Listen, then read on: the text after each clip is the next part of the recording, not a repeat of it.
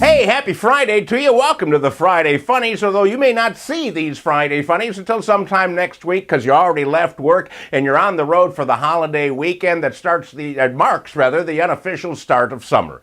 Millions of Americans are going to be hitting the roads and hitting the airports and hitting the train stations for 3-day getaways, and that's great, as long as they remember the real meaning behind the holiday. It's called Memorial Day, not Barbecue Day. The worst traffic in the country is expected at Indianapolis, Indiana, where 35 cars will race around a 2.5-mile track 200 times at speeds of over 500 miles an hour. I'm not really sure about that last fact. Anyhow, they hope to be the first to get the checkered flag and enjoy a refreshing quart of milk on a hot day. And it's also going to be Danica Patrick's last race, after which she will retire. And we all know that when you retire, you are required by law to drive under the speed limit and keep your turn signal constantly turned on. Most importantly, Memorial Day marks the first day that you can wear your white shoes and white belt. Mine are all polished up. I'm just waiting for my double knit suit to get back from the cleaners, and I will be ready to rock. But you don't need a suit to watch anything on the Friday Funnies this week. Just dress comfortably, relax, and enjoy a good laugh.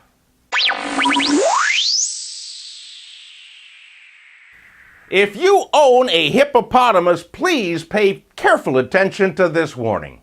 Hippo poop clogs up rivers. Yeah, in Africa, hippos are a big tourist draw at the watering holes. The tourists love to watch them romp and poop. You know, the problem is that the water levels in hippo land are declining due to climate change, but the hippos continue their pooping propensity. So there's less water and more waste, which has turned the watering holes basically into cesspools, making them much less attractive to the average tourist.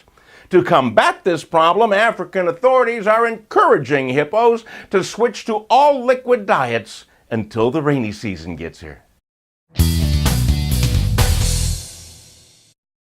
A man in North Ridgeville, Ohio, called 911 this week to report that he was being stalked by a pig.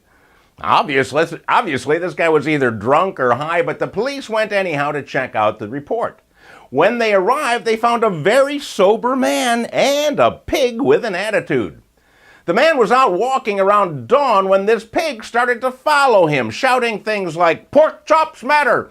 Anyhow, the police got the pig, they placed the pig in the back of the squad car, insert your own irony here, and returned it to the owner. The man who placed the call was last seen enjoying a BLT at Denny's. Thieves are a very rare sort. You know, they make their living by stealing from others, never thinking they're going to get caught. Well, this week, 3 thieves in Lebanon, Maine demonstrated how the act of burglary should not be done. Matthew Thompson, Timothy James, and Robert Breton stole a 25-foot shed from a foreclosed property. Now, how did they do that? They hooked the shed up to their pick-em-up truck and dragged it down the road. No trailer, no wheels, just noisily dragging a shed down the road. Needless to say, they attracted attention.